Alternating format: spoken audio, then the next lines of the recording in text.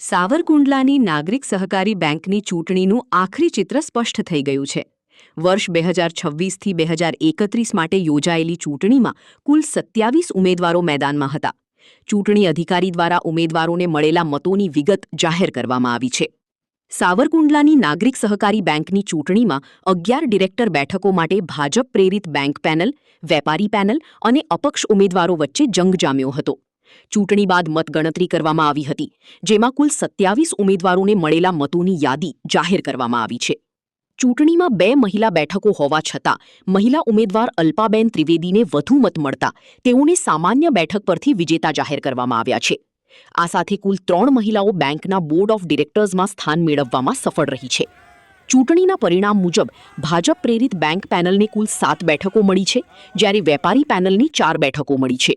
ચૂંટણીનું પરિણામ જાહેર થતાં વિજેતા પેનલના સમર્થકોમાં ખુશીનો માહોલ જોવા મળ્યો હતો અને ફટાકડા ફોડી ઉજવણી કરવામાં આવી હતી.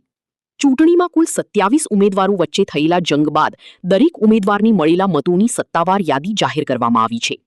વાંધા અરજી અને પરિણામમાં થયેલા વિલંબ બાદ આખરી ચૂંટણી અધિકારી દ્વારા પરિણામ જાહેર થતાં નાગરિક બેંકની નવી બોડીનું આખરી ચિત્ર સ્પષ્ટ થયું છે.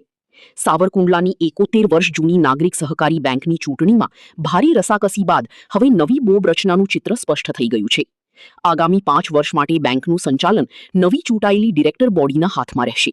ત્યારે ચૂંટણી અધિકારી સુરેશભાઈ શીખવાએ જાહેર કરેલા વિજેતા ઉમેદવારોના નામ શું જણાવ્યા તે સાંભળો. નાગરિક સહકારી બેંકના ચૂંટણી અધિકારી તરીકે હું સુરેશ લખુભાઈ શેખવા મારી નિમણૂક અમરેલી જિલ્લા મધ્ય સહકારી બેંક મારફત કરવામાં આવી હતી. નાગરિક બેંક સાવરકુંડલાએ માંગણી મૂકી હતી તે આપણે 23/8 ગઈકાલે એનું મતદાન થયું. 3310 મત પડ્યા.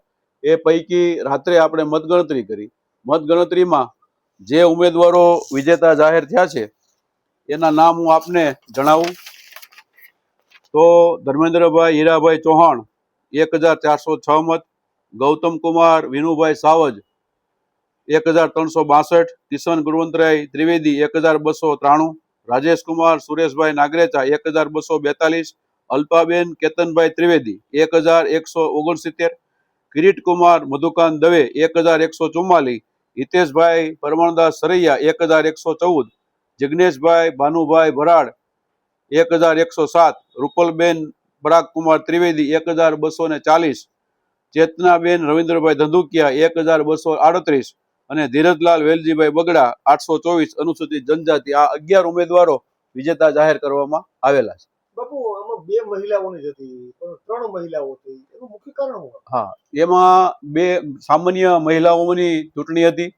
તેમાં આમ ગણીએ તો સામાન્ય મહિલા માટે સામાન્ય મહિલાઓની લડાઈ હોય છે, પણ કુદરતી ન્યાયની પ્રક્રિયા જો જોવામાં આવે અને સામાજિક સમરસતા અને બેંકના બોર્ડ સાથે બધી જે અમે ચર્ચાઓ કરી અને સામાજિક આગેવાનોએ કીધું કે અમારે સમરસતા જળવાય એવી અમારો વ્યૂ છે, તો બોર્ડની કમિટી અને બધાની સલાહને ધ્યાનમાં લઈ કુદરતી ન્યાયની દ્રષ્ટિએ એને વધારે મત મળ્યા હોય એટલે એને આપણે વિજેતા જાહેર કર્યા છે.